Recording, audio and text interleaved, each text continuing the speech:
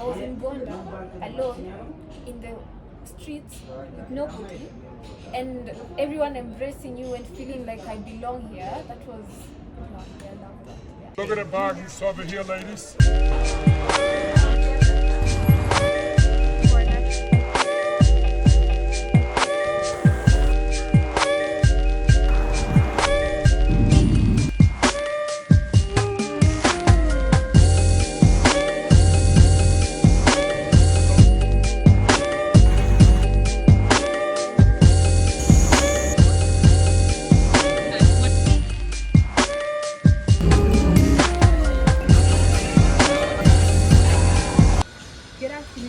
Welcome everyone back to Meet the Cafe and Jones. We are live in Addis Ababa, and of course, because I am speaking, there is construction now currently happening. It's been peaceful and quiet every time I'm not on a mic, but it's Murphy's Law. It's all good. Anyways, we are joined by a very, very special guest who is now currently residing in Addis Ababa. She goes by the name of Queen Desta. She's a fellow YouTuber. We have been fans for quite some time. So we are very, very grateful to be able to meet you in person. Thank you so much for accepting the invite and spending some time with us this afternoon. Do you want to tell the viewers a little bit about yourself? Yes, you for are sure. originally from? I'm originally from Kenya, but before I talk about that, I want to say thank you too for reaching out so we can have this meetup. Appreciate it. I love it. Yeah, and if you're watching from Queen Desta, please subscribe to this channel as we get the conversation going. Yeah, I'm excited to be here. And ditto, if you're subscribed to us, please subscribe to Queen Desta as well, because we are Africans trying to bring to you relevant information about things that are happening on the continent, positive movements and developments in real time. So please support both channels. Sure. Yeah, so I'm Kenyan. I was born and raised in Kenya. Actually, I'm not from Nairobi. I don't know if I ever said this from exclusive content. Plot twist. Well, I was born in Nakuru. It's like the fourth biggest town in Kenya. Then, because of growing up, you move to the city to start looking for greener pastures or stuff like this. So, yeah, that's where I hustle. I survived there when I'm in Nairobi. But after that, I got tired of Nairobi and decided, let's see what the world has in store. Decided to explore the world, and in the long run, decided to come and stay here in Ethiopia. So were you the first one out of your family to leave your city in order to pursue Nairobi? No. No. To go to Nairobi is actually a normal situation because you go to school and stuff like this. Okay. So, because I'm the second born in my family, my brother went ahead of me. Yeah, so, yeah. Was it schooling then that actually Schooling, made you? but also not going back. Most of the time also we don't have the custom of just returning home because you find maybe the place your parents live, if it is not in the cities, sometimes there are no opportunities as you would find in the city, stuff like this. Maybe employment or even like meetup or whatever, hustles, yeah. So what schooling, exactly what were you studying when you went to Nairobi? Oh wow. I have a degree in mathematics, computer science. Yeah. Well, that's in the suitcase now. I'm a vlogger. It's all here. It's all here. It's not in the suitcase. It's all inside there. It's in an envelope somewhere. In a folder. But it's still accessible. Wow. Yeah. Yeah, Did you? we all have something like that. Economist. Oh, okay. And has it somewhere. Hidden back here. Accountant. Oh, wow. And you? Oh, accountant, and I did a little film school, and I did an MBA in business. So, At least somehow the business, the film. Are you still doing accounting? yeah. Oh, okay. For my So regular job. you're good. Yeah, not so much. It paid somehow for you. Yeah. Wow, So nice. did you actually have a passion for mathematics, or was that something you were sort of encouraged to pursue? Because Kenyans, not unlike Nigerians, have a reputation for being extremely educated.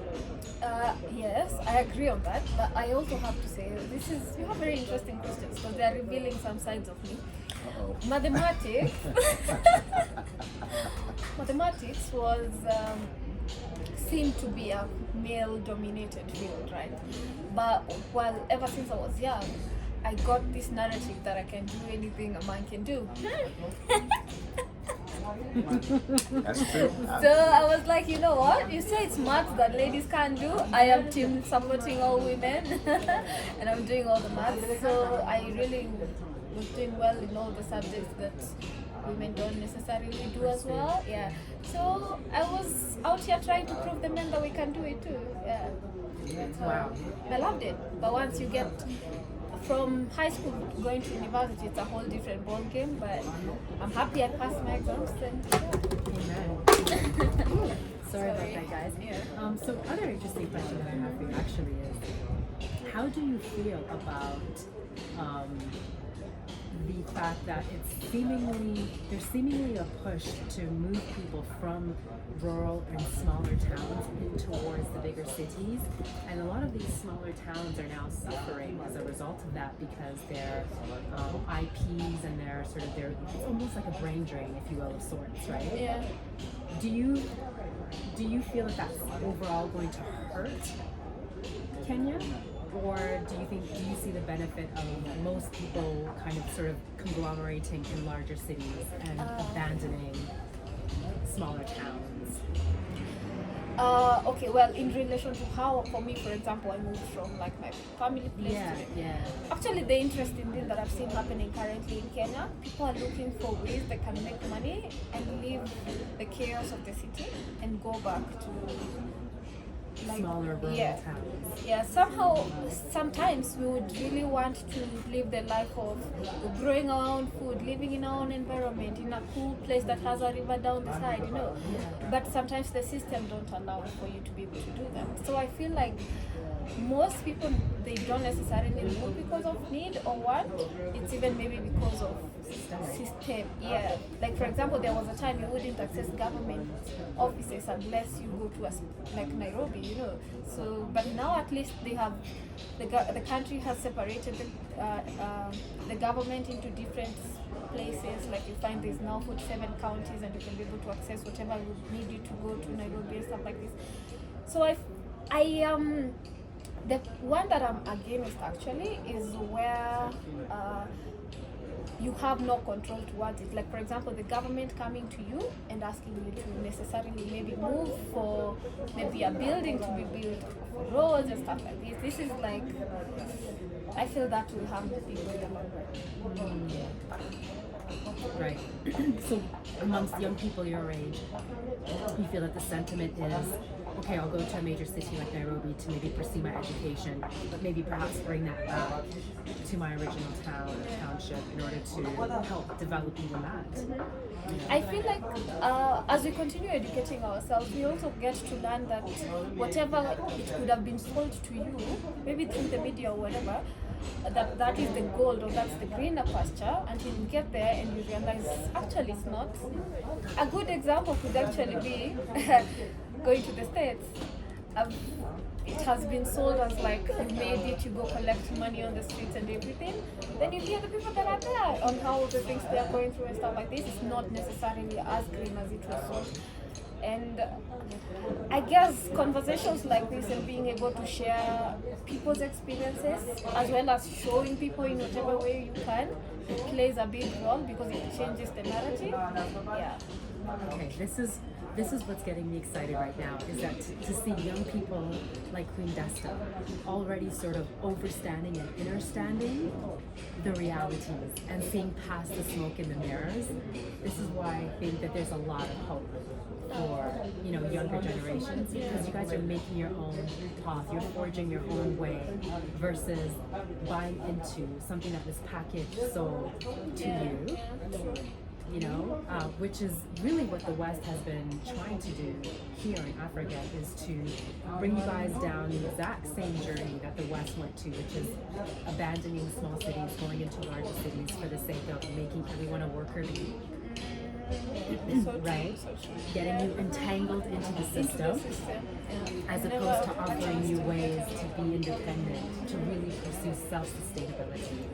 But it seems that you guys are more clever than we were and are seeing that, because for me the awakening has sort of come later on in life. And after, like I was saying to you before we even turned on the camera, after being out in the workforce 10, 15 years after my economics degree, degrees really when I started to see, like, hang on a minute.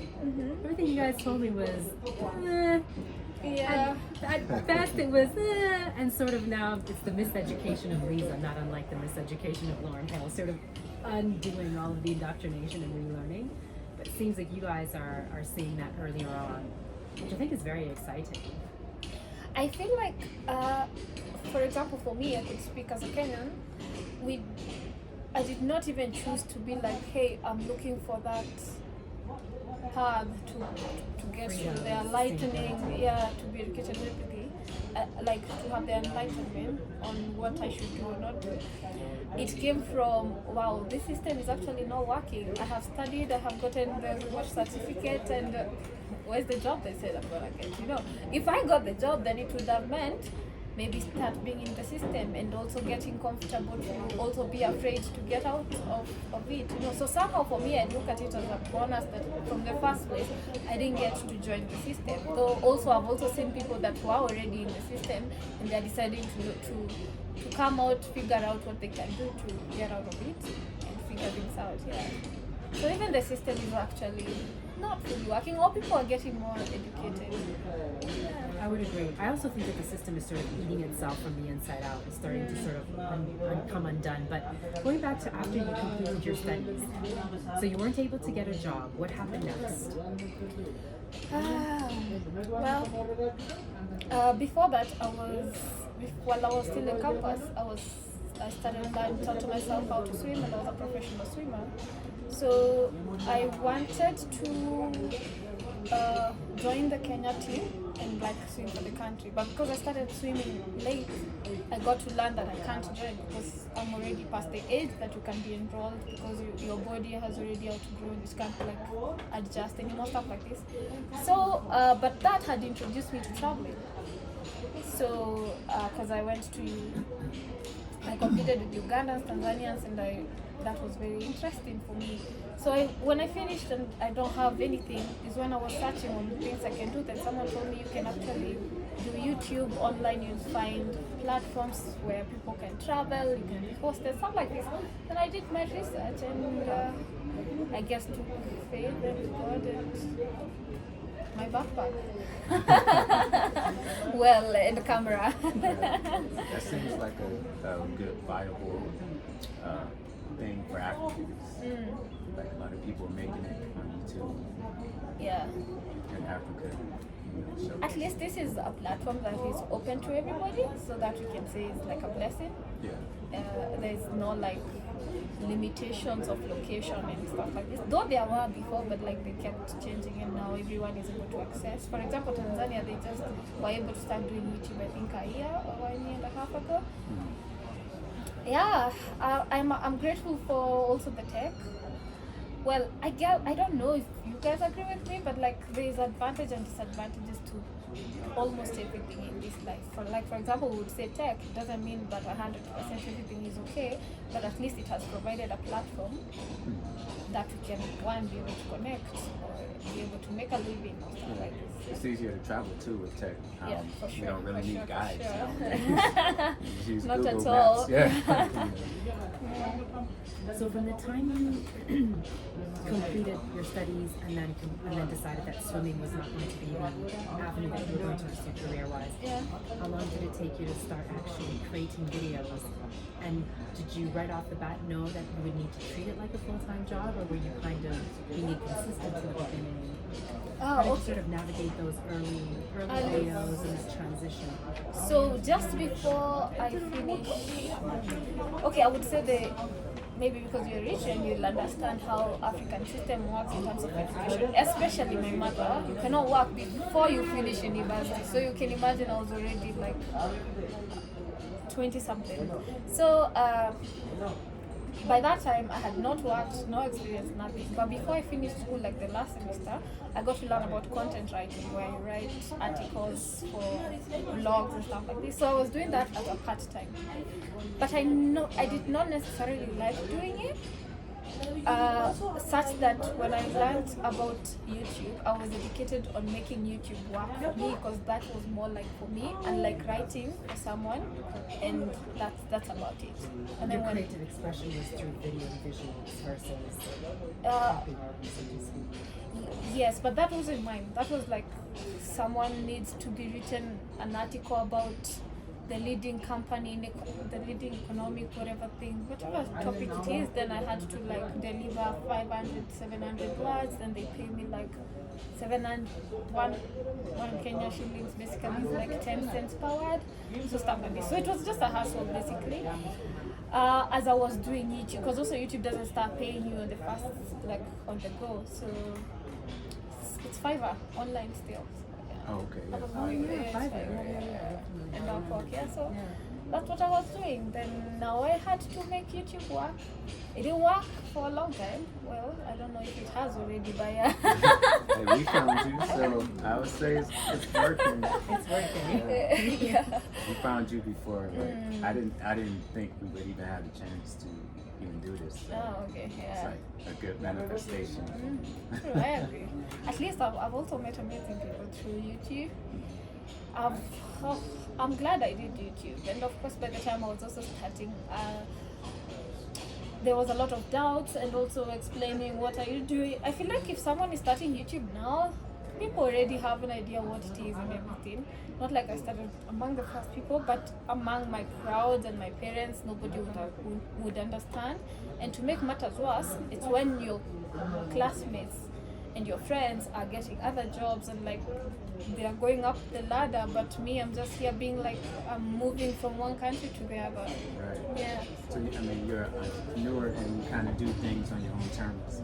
You don't really have to answer to them. I agree.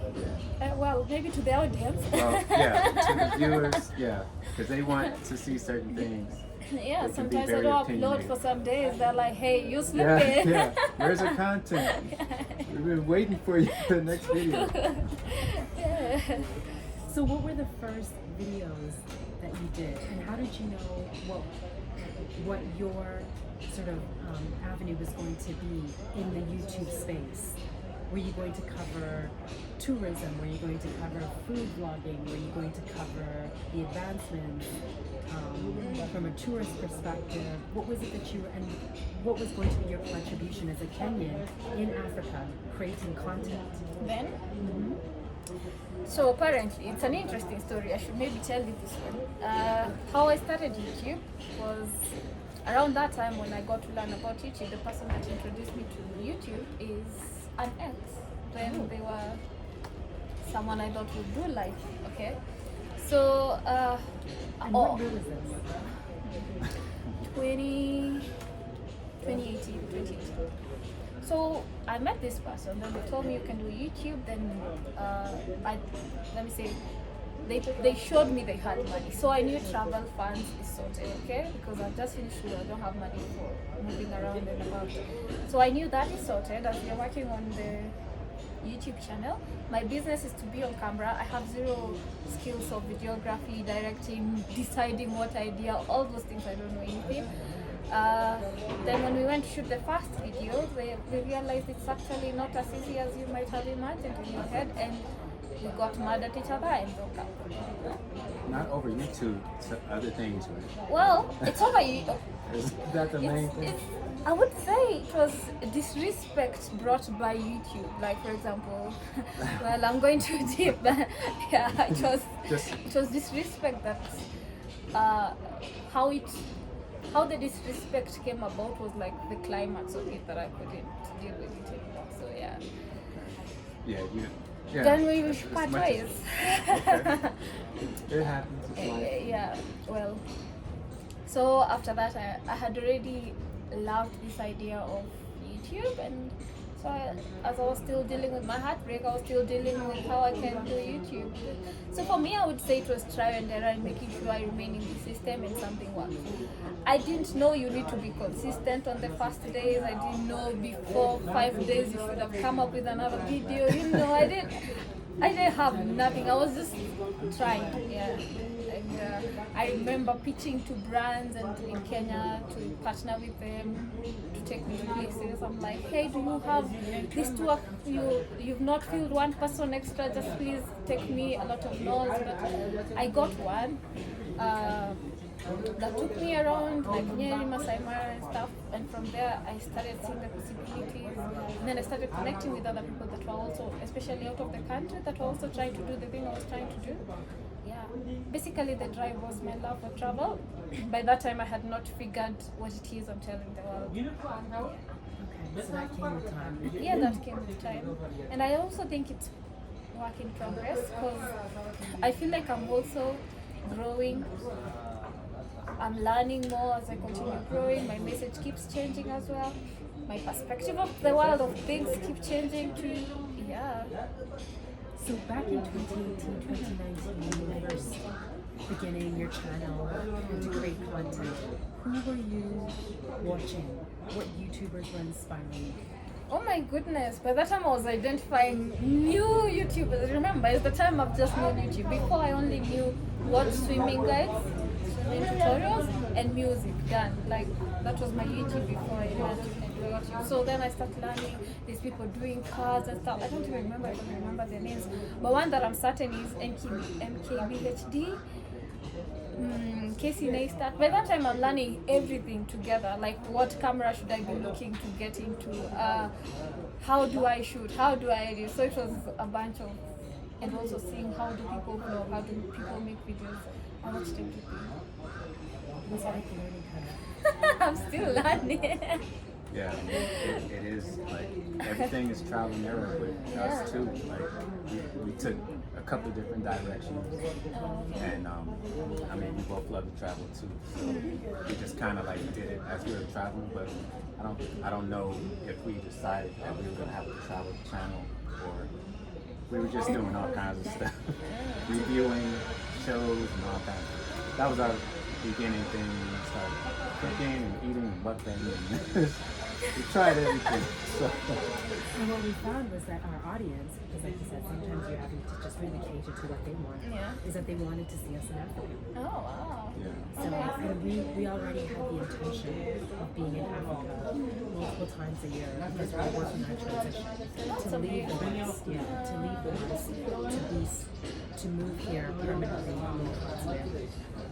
And these trips that we're making right now are a way for us to sort of gather information, meet people, create a network, which we don't yet have fully here, whilst showcasing to the people in the West that look like us, that, hey, this is a great place to come to now. I mean, it was always a great place, right? But now we have the vehicle and the platform to show you that there's a lot of opportunity, especially for young people. Because before, the only information that we were able to obtain was what the media was feeding us. It's nothing positive. So yeah, we transitioned from doing mukbangs and reviews of reality TV shows to pretty much being a travel channel. Now we kind of throw some in there sometimes. Sometimes, just to fill in the gaps. We can't be here every month, obviously. We'd love to. Well, it could be mukbangs or whatever of African conversations if that's also what they're interested in. Yeah. Yeah. Those work when we're in Africa. Exactly.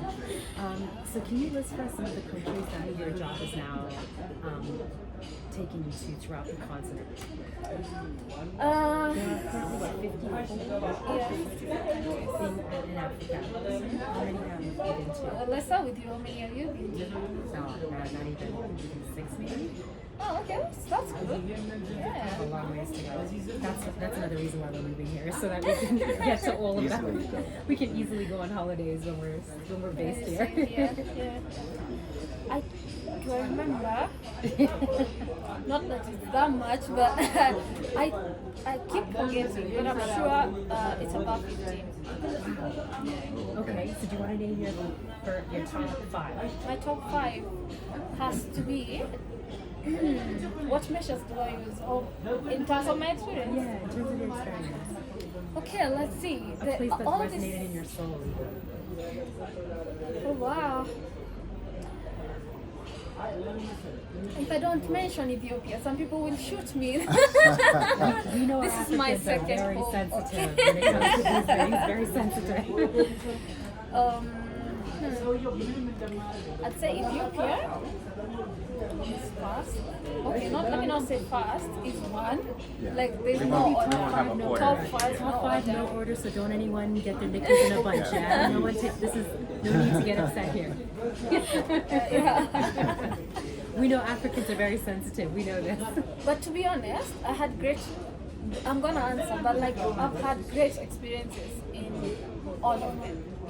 Such that when I think about all of them, I remember all the memories and all the great people and my experiences, and I just want to mention all of them. But five: Ethiopia, Djibouti, Namibia. I'm torn between Uganda and Burundi. Oh wait, there's Rwanda too. All on our list. Oh, okay. I'd say add Rwanda and Botswana. I'm looking to go to South. Okay, so you haven't been to West Africa yet? Yeah. Okay. So then, what made you of all those places? We know that there was no particular order, by the way. Again. Yeah. Okay. But what made you then choose this place as the first place to move to? When Oh, you okay. left Kenya? That's easy. See, after going, mostly the countries I visited is the eastern countries and all the southern. Sorry. So in what I identified or saw in all of this country is there's a lot of similarities with Kenya, but I saw Ethiopia has more different perspective or different way of doing life than all these. Example, they have their own calendar, they have their own language, they have their own festivals and all these Way things, of right? reading time. Right? Their own way of reading time as well. Because Exactly. the time is That different. too. Should we have told you 2 o'clock or what is it, 7 o'clock? No, 8 o'clock. There's a 6-hour difference. Yeah. Yeah. She said 8 o'clock, I'll be here very early in the morning. Yeah, we're getting used to it now. Yeah, so because I'm a traveler, I wanted something that continues to challenge me. Even my decision was to stay in one place, and I didn't want to stay in Kenya because I felt like I've traveled Kenya. I think only 2 towns in Kenya that I haven't been to. So I saw I know what it is about. So I wanted something different, and Ethiopia for me was kind of different. Yeah, different food. I love food.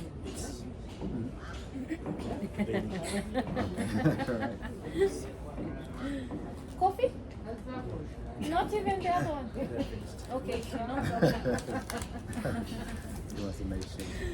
This is the only time, by the way, where Ethiopian coffee or no sort of coffee is available. It's bizarre. It's Yeah. very Yeah. bizarre. There's coffee So everywhere you true. look except for Like we could literally go in the corner and there'll be people making boon right now, traditional coffee, just Yeah. outside on the street, I on tell the high people street. in the banks, these are the things I'm talking about. Like life is different over here.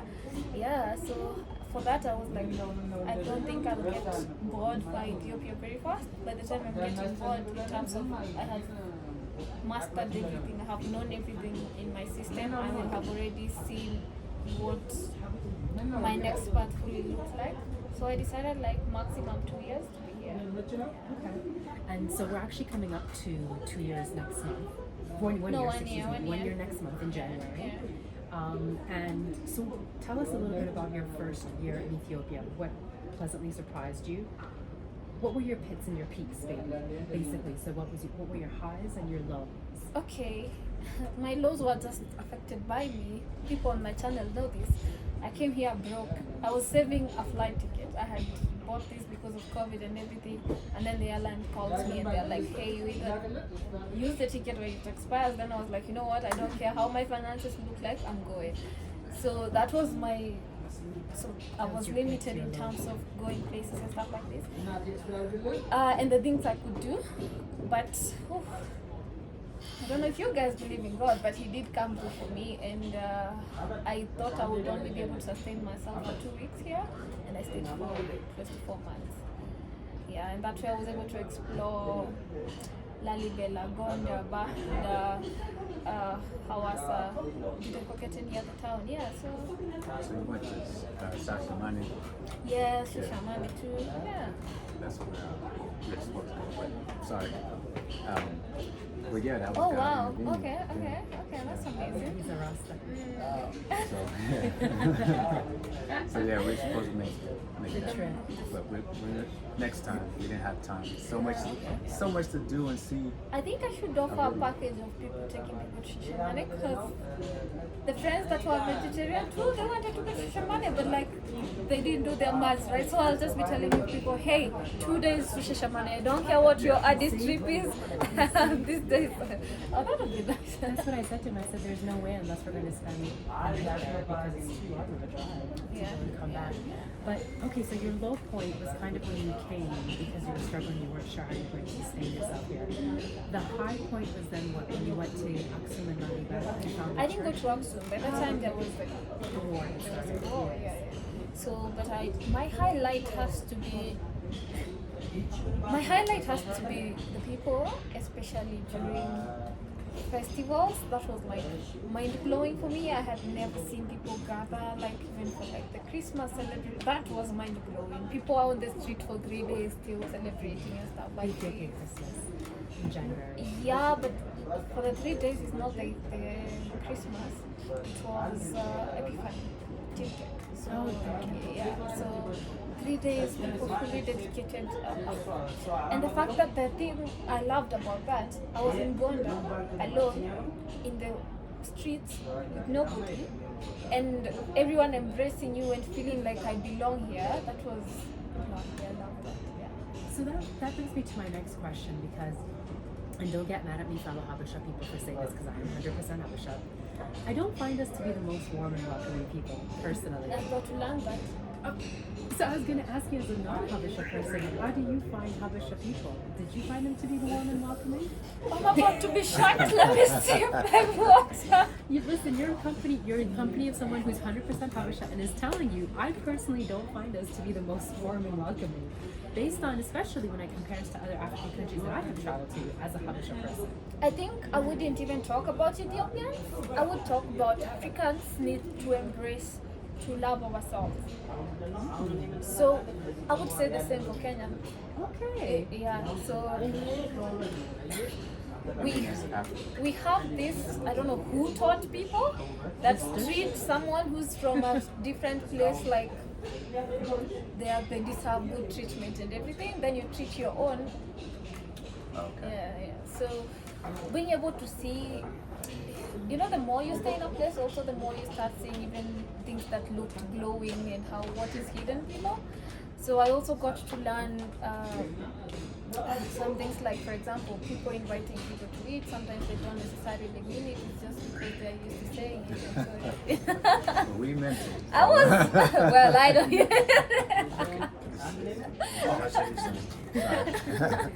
paid his bill. Jesus, we're taking care of some charges as well.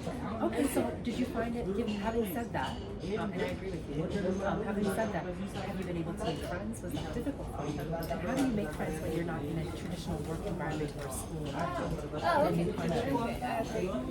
Oh, well, how I've made friends. One, YouTube helped me make friends. Two, there's travelers platforms that help you make friends. For example, Couchsurfing. For example, Host a Sister. Yeah, so you can go on these platforms and get friends. Some people use Tinder, Bumble. I'm yet to get that confidence. You can use Tinder in this country? Oh my God. I'm actually surprised given how religious Ethiopia is. Tinder, I don't know if you know this, but in the West is more of a hookup app. Yeah, it is a hookup app. But I've seen travelers using Tinder, Bumble as a means to meet people. Yeah, I guess, well, for me, I don't know, I'm not yet, but yeah. Okay, and have you made what you believe might be lifelong friends? I have a whole theory on friendship. Oh, do tell. I have a whole theory on friendship. So, such that I could have met, let's say, 100 people in Ethiopia, but then or anywhere, can they hold the test of time of us continuing to be friends? But in terms of the short-term experience and the time I was with those people is amazing. I also don't crown myself as the best person in terms of maintaining contacts and stuff like this, following up and stuff like this. I don't take that crown. Yeah. That's very nice. Yeah, so well, when I think about friendship right now, I'm being challenged on I actually don't have friends in my country. Yeah, I only have like, if you don't include my family, because I finished school, everyone go do their business. I didn't get in a work environment, and I didn't make friends that could continue that friendship forever. Maybe there's like one or two that will remember to talk to each other. Hey, I'm getting married. Hey, you need to know this. That, but not like someone who is knowing 1 week ago she was crying or struggling with this and stuff like this. Yeah, or they're not the ones I'll call. Hey, my bank account is running out. Yeah. So Queen Desta practices what is very healthy and also known as non-attachment. But in moderation, right? Everything, because you also need a tribe. As much as it's important to, I believe, practice non-attachment to things and people, we also have the necessity to be connected, feel connected, and have, have a sisterhood or a tribe or a village that we can turn to. So I would say my friends that I can call friends now, and weirdly, most of them we've met through YouTube. Either they're YouTubers or they were watching my videos and then they wrote me and then I saw the Bibles right and I met them. So my friends have ended up being like international friends. So like I have friends in the States, I have friends in Europe, stuff like this. Yeah. This makes sense though because you're on the same frequency. Yeah. Right. So obviously you have similar interests if they're coming to watch you and support you or doing similar work as you, i.e. YouTubing. So creating content. So what is the future look for Queen Desta now? So you spent 1 year here. You are currently deciding whether you're going to complete another year here, or have you decided for sure that you're staying another year?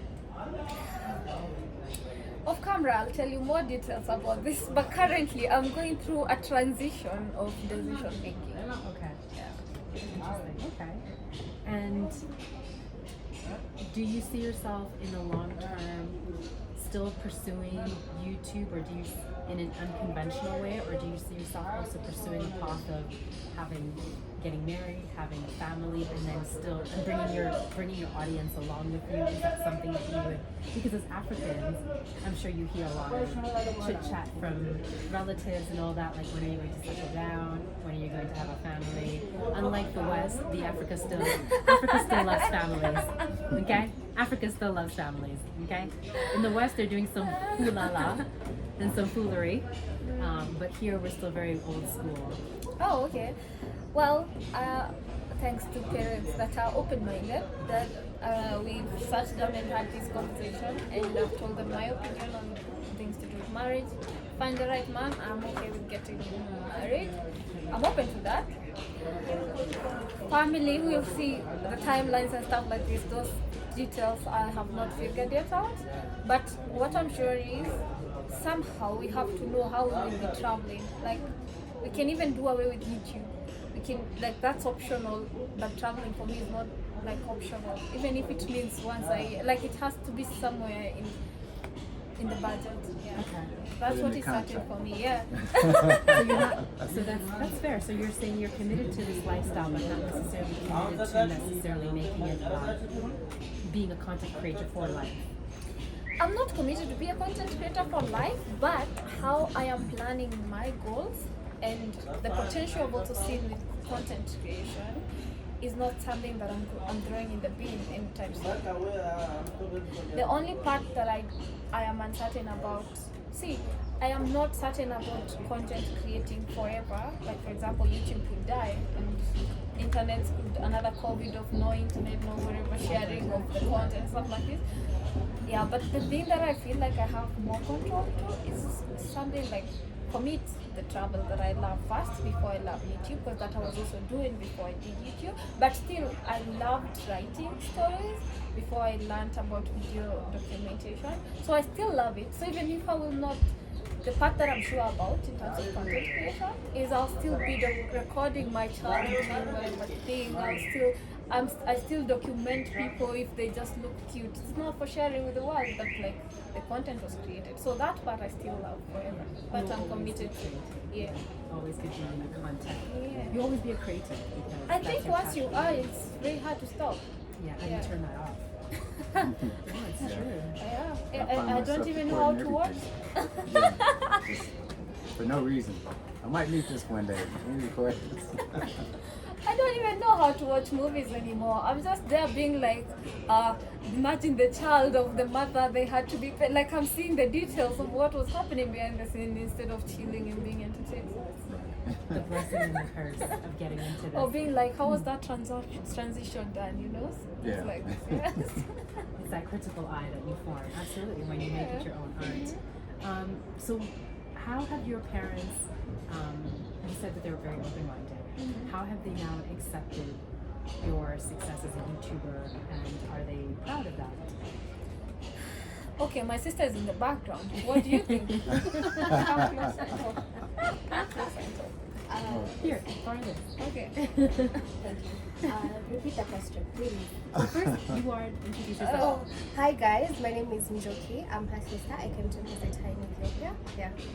So, as a family member, how has the family now adapted to Queen Desta as a successful YouTuber? Are they proud? Is this something that they brag about and boast with? Because you know, as African parents, that's when they're proud of their children. That's what they do. They boast. Yeah.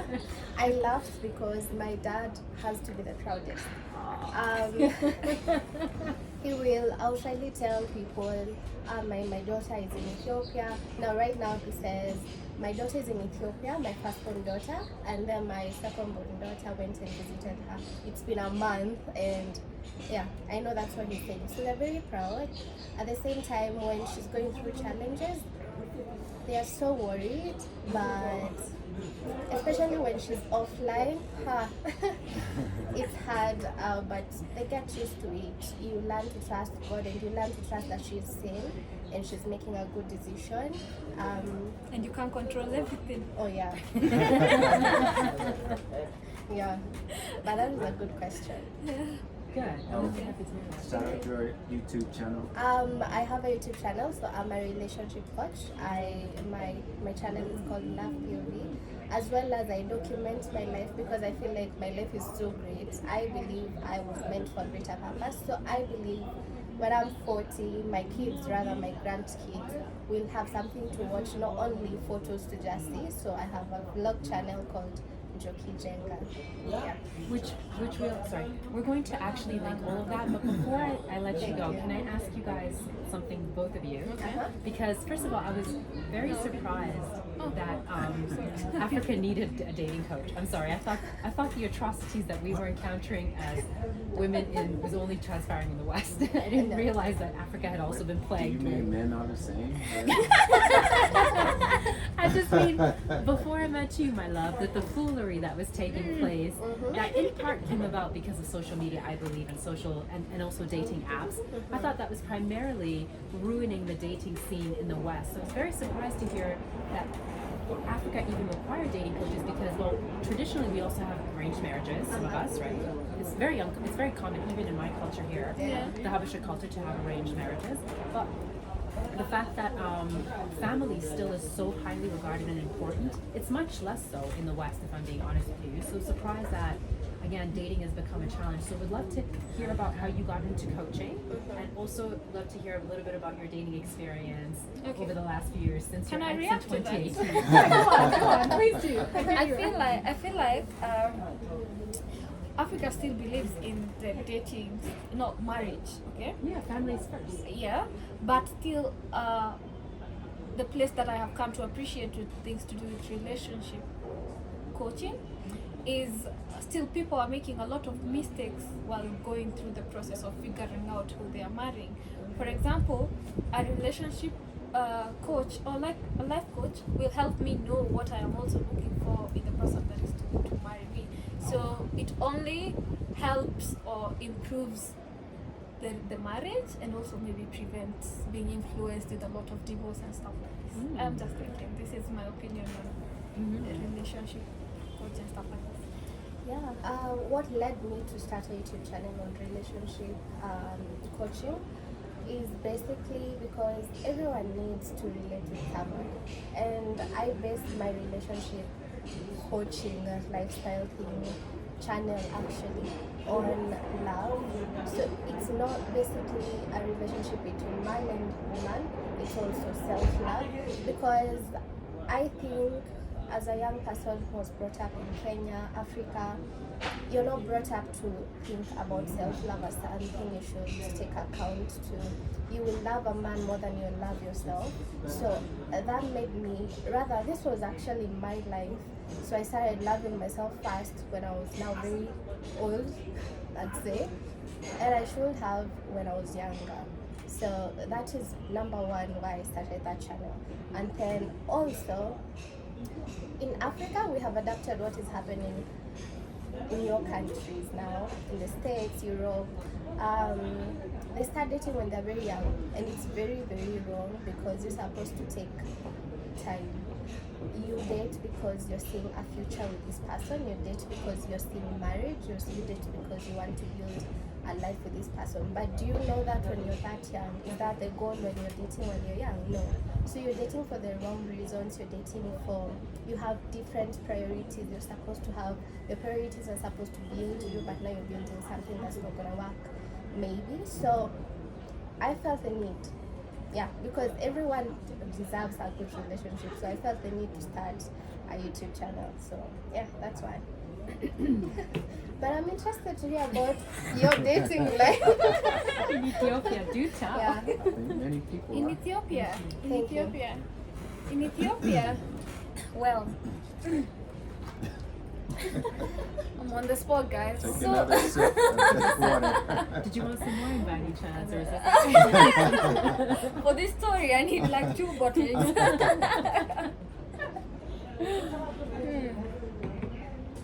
I did. I have met Ethiopian potential men to be in relationship with, if that makes sense, because we have actually not gone to crossing that line. Because for me, if we are not answering the question of marriage, I feel like keeping on dating is like practicing divorce before marriage. So like you're just teaching yourself how to part ways with people. So I avoid if I can't see that end goal. So in that way, I have not been in something that I can call relationship, but I can say I have been in potentials. And after evaluating how much we had to adjust to make this relationship work, for this specific person, it didn't work. But then online, there is one person or one guy I had ever introduced to people that people thought we look good together and we are a perfect couple. But the problem was, for me, there's a thing they do I don't agree with forever, and for them, they also had an opinion on my life that was not good for them. So that wouldn't be a 1 + 1 as an answer. So yeah. So it sounds to me like you're open to marrying someone who's not Kenyan. You're opening to marrying for love and for maybe compatibility and shared values and goals versus. Yeah. I mean, and would that be something that your family would accept? Oh yeah, yes. I even feel like my parents will have a problem with a specific kind of Kenyan, because when you know something, how can I say? For example, I don't know too much details about the categories of people in the States, right? But you guys do know, right? So if I come and tell you, hey, I've gotten this guy, he is from category A, and you know category A is known for all these stereotypes, blah, blah, blah, you'll be like, hey, I'm skeptical, right? So this is the case with my family. If I bring any guy, let's say from Kenya, you already have a perspective about them in relation even from where they come from, stuff like this, what they do and everything. And like, if I bring them, let's say an Ethiopian, they don't know if they are from Tigray, they don't even know what those means, you know? So I find it's easier, yeah. Okay. For them to accept, yeah. That's good to hear. Because even here, I think some people might be surprised to hear that there isn't like a all-encompassing love. There is some division between not only tribes within countries, but then countries. So as if I'm to speak bluntly, as a Habesha person, it's actually really difficult for us to marry outside of the culture. Yeah. That's not widely accepted, and that's not widely promoted, if I'm being honest. So it's good to hear that there's such openness on your side and even your family to accept that. I guess we were colonized. How about that? Yeah. So we Division, still, divide and we conquer. still are accepting We still like that. sometimes, even though we should know better, sometimes we still. But actually, speaking of that, maybe you could touch a little bit on what your experience was like moving here during a time of war, and how you feel that the current war that's happening towards the border north of where we are, neighboring Eritrea, which is where I'm actually from. How has that impacted your time here? Have you felt the sort of tension in the air, and how has that changed? Perhaps, it's hard to say definitively because you haven't experienced what it would have been like to live here pre-COVID and pre-war. Yeah. But what do you gather may have changed the experience because you came during or post-COVID? During COVID. Yeah, during and COVID and during the war. What I didn't mention, before I came in January, I came in November for a short time, for like a month. 2019? No, I came in Ethiopia first time, 2020 December, Okay. and left around March. So then when I started contemplating on the idea of coming to move to Ethiopia, around November, I came for like a benchmarking to see where I'm going to stay and stuff like this. So in November is when the Prime Minister announced the state of emergency and stuff like this. So the state of Ethiopia, by that time, is when I felt the tension really. And also because I would be told of a year before where like internet had been shut down in the whole country and stuff like this. So those extreme things would freak me out if they happen when I'm still here.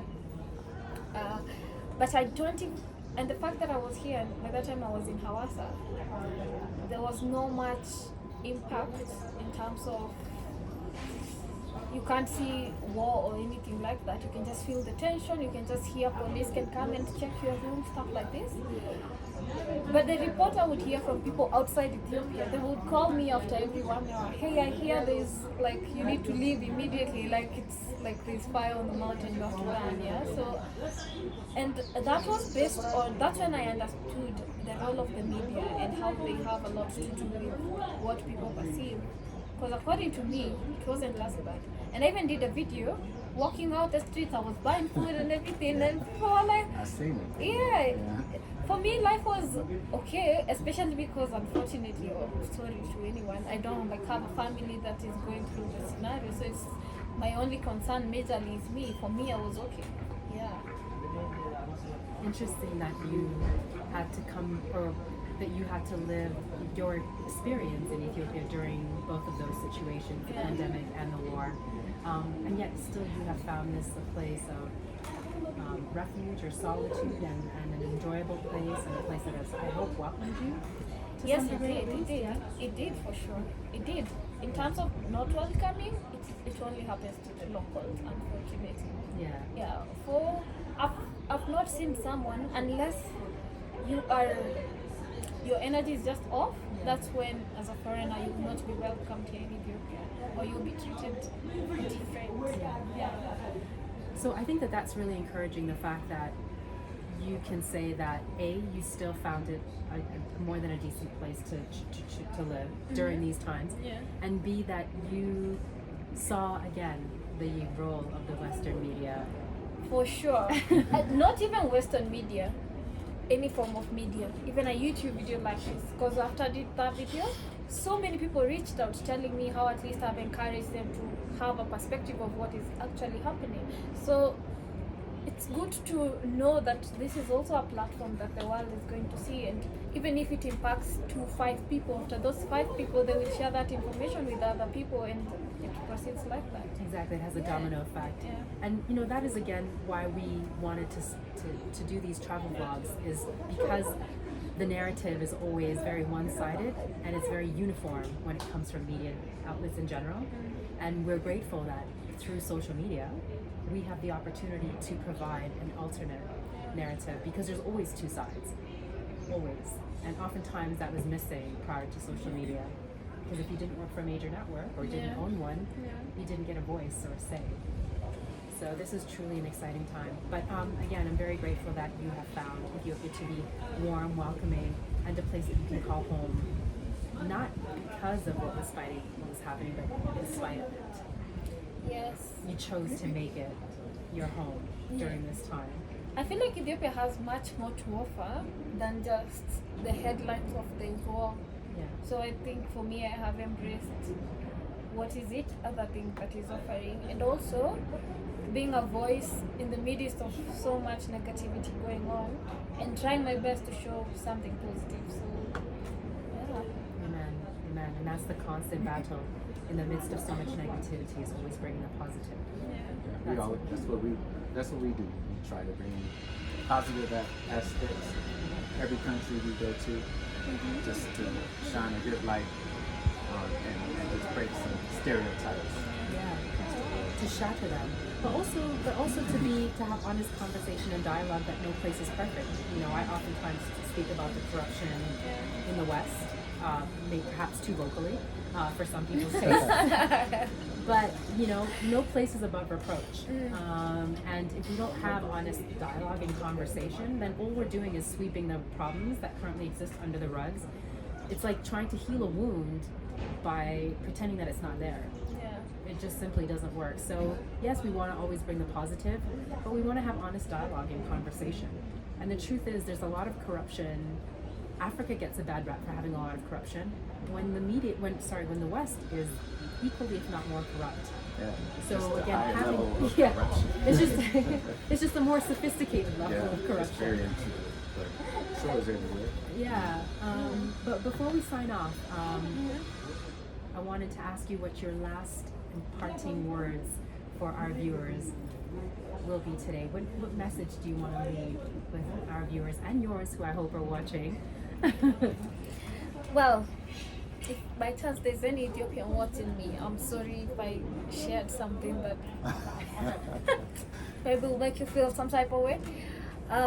Then I'm assuming this is this channel. There's a lot of Black American, African American, and diasporas that watch this content, and I would say my interaction with people from there mostly has been them having to deal with a lot of issues to do with identity, and I challenge you to come to Africa, not even to move, to come and experience.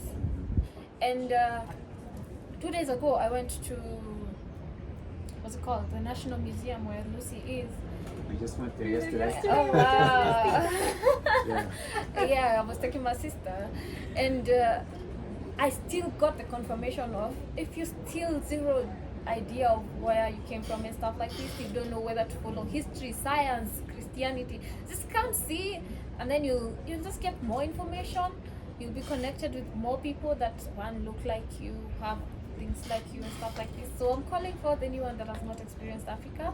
It will be a story forever. I'm also reading a Viola Davis book. I don't know if you know it. It's called Finding Me, and it changed her life when she came to Africa. She first came to Gambia, and Viola Davis? Viola Davis, Okay. yeah, the Woman King actress, yeah. Okay. So she first came to Gambia, and she has like a whole chapter of it and how it changed her perspective. So I challenge you to come and see Africa. Yeah. We all challenge you. Like, that's what we've been trying to do. Yeah, for sure. And that, ladies and gentlemen, is what I call a mic Yeah. drop. And that's the second one. We had an earlier mic drop too. You may have seen me do that. Yeah.